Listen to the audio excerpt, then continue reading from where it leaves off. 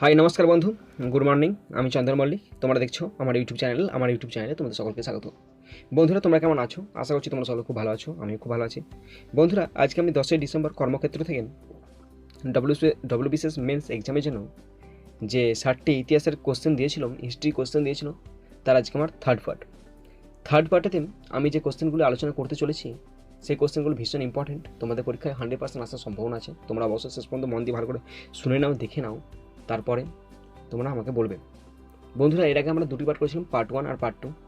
তোমরা যারা part 1 part 2 দেখো নি, দেখো ডিসক্রিপশন বক্সে পার্ট 1 পার্ট 2 এর লিঙ্ক দেওয়া আছে। তোমরা অবশ্যই ডিসক্রিপশন বক্স থেকে গিয়ে পার্ট 2টি দেখে নাও, তারপরে পার্ট 3 দেখবে।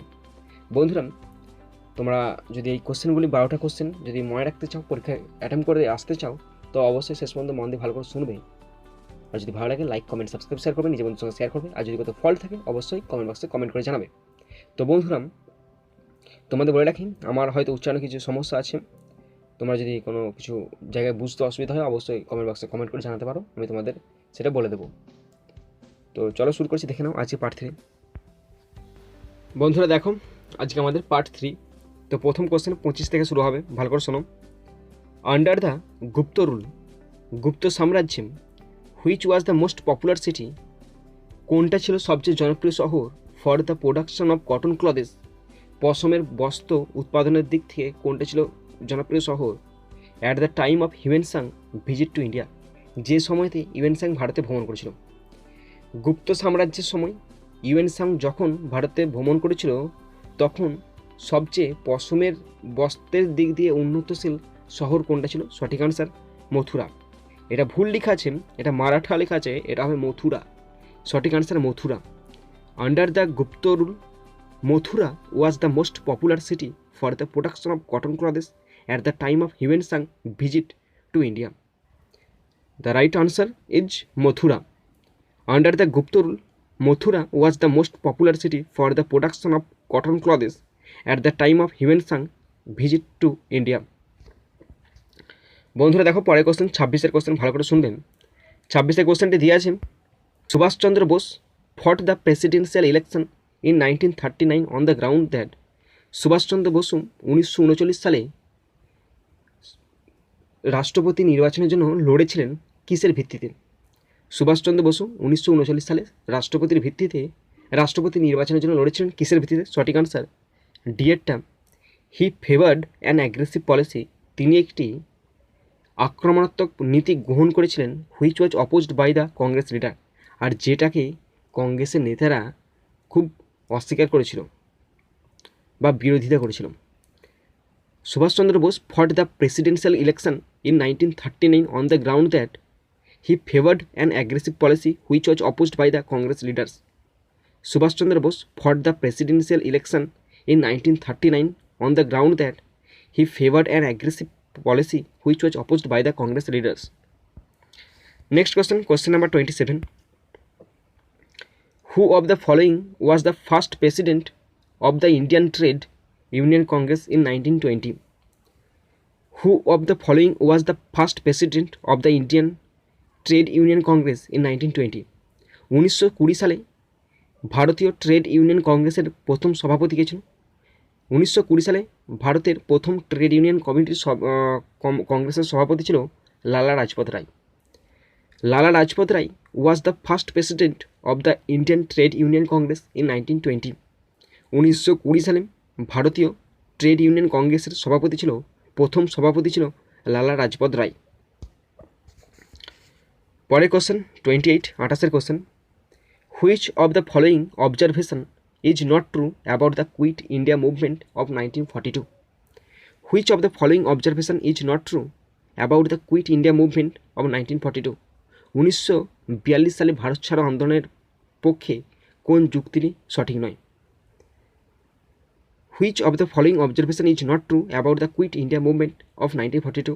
1942 সালে যে ভারত ছাড়ো আন্দোলন হয়েছিল সেই সময় তার সপক্ষে কোন যুক্তিটি সঠিক নয়? তো ভারত ছাড়ো আন্দোলনের সময় প্রায় 10,000 লোককে গ্রেপ্তার করা হয়েছিল এবং কিছুটা ভায়োলেন্স হয়েছিল, তো সেটাকে বলা ছিল ভায়োলেন্ট মুভমেন্ট, মানে এটা নন ভায়োলেন্ট নয়। সঠিক answer the quit India movement was a non violent movement. The quit India movement was a non violent movement. Was a non violent movement. এটা সঠিক নয়, কেননা কিছু ভায়োলেন্ট হয়েছিল, আর এখানে বলা হচ্ছে যে নন ভায়োলেন্ট মুভমেন্ট, সুতরাং এটা সহিংস হয়েছিল, এটা অহিংস নয়। তার সপক্ষে এই যুক্তিগুলো সঠিক। It was led by Mahatma Gandhi, এটা ঠিক। It was a spontaneous movement, এটাও ঠিক। আর it did not attract the labour class in general, এটাও ঠিক। শুধু ভুল কোনটা? It was a non violent movement. It was a non violent movement, এটা ঠিক নয়, এটা ঠিক নয়। সঠিক কোনটা? সঠিক হচ্ছে ইট ওয়াজ এ ভায়োলেন্ট মুভমেন্ট। ওকে, 29 কোশ্চেনটি দেখো কি আছে। Who among the following were the official Congress negotiator with Cripps mission. Who among the following were the official Congress negotiator with Cripps mission. সরকারি কংগ্রেসের সঙ্গে ক্রিপস মিশনের কারা আলাপ আলোচনায় যোগদান করেছিল? সঠিক আনসার জওহরলাল নেহরু অ্যান্ড মৌলানা আব্দুল কালাম আজাদ।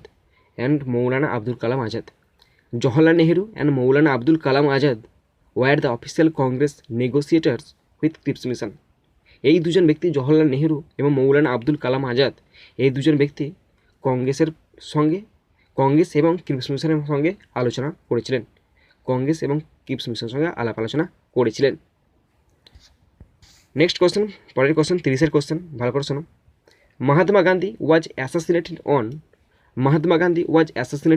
মহাত্মা গান্ধীকে হত্যা করা হয়েছিল কবে?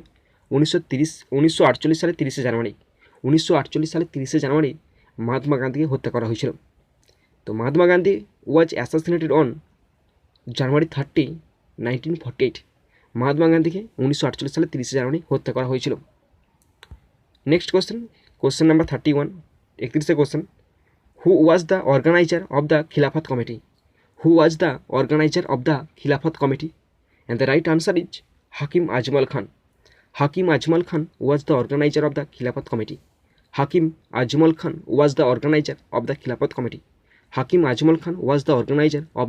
Committee.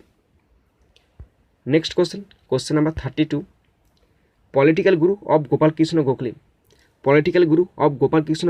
Was Mahadev Govindu Ranade. Mahadev Govindu Ranade was the political guru of Gopal Krishna Gokhale. Mahadev Govindu Ranade was the political guru of Gopal Krishna Gokhale. Mahadev Govindu Ranade was the political guru of Gopal Krishna Gokhale. Next question number 33.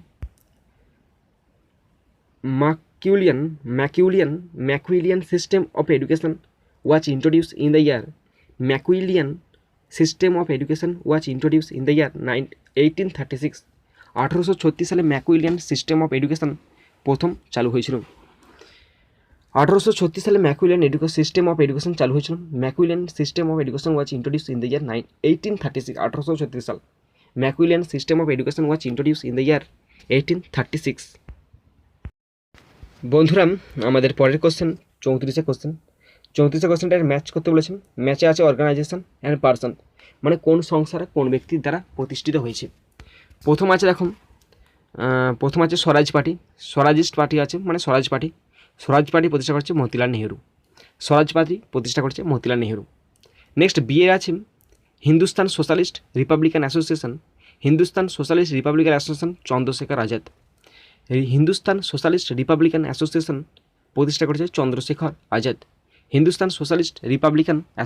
প্রতিষ্ঠা করেছে Chandrashekhar Azad. Next Congress socialist party Acharya Narendra Deva. And last communist international M N Roy. তো দেখো কি বলেছেন, Swaraj party প্রতিষ্ঠা করছে Motilal Nehru. Hindustan socialist republican association এটা প্রতিষ্ঠা করছে চন্দ্রশেখর আজাদ। আর কংগ্রেস সোশ্যালিস্ট পার্টি এটা প্রতিষ্ঠা করছে আচার্য নরেন্দ্র দেবা কংগ্রেস সোশ্যালিস্ট পার্টি প্রতিষ্ঠা করেছেন। আর লাস্ট কমিউনিস্ট পার্টি প্রতিষ্ঠা করেছে কমিউনিস্ট ইন্টারন্যাশনাল প্রতিষ্ঠা করেছে M N Roy communist international প্রতিষ্ঠা করেছে। বন্ধুরা, আমাদের পরের question number 35, 35 question. Name the first major issue that the Indian association, the precursor of the Congress, took up for agitation. Name the first major issue that the Indian association, the precursor of the Congress, took up for agitation. তার মানেটা কি? কংগ্রেসের পূর্বসূরি ভারতীয় সমিতি যে প্রথম প্রধান ইস্যুটি আন্দোলনের জন্য নিয়েছিল তার নাম কি? ভালো করে শোনো, কংগ্রেসের পূর্বসূরি মানে ভারতীয় সমিতি প্রথম যে আন্দোলনটি প্রথম ইস্যুটি আন্দোলনের জন্য নিয়েছিল সেটার নাম কি? সেটার নাম হচ্ছে reform of the civil service regulation. Reform of the civil service regulation. Civil service এক্সামের জন্য পুরো প্যাটার্ন পাল্টানোর একটা তারা দাবি তুলেছিল, সেই দাবিটাই এখানে করা হয়েছে। প্রথম সেটা দিয়েছিল কংগ্রেসের পূর্বসূরিরা। আজকে আমাদের পার্ট 3 শেষ কোশ্চেন নাম্বার 36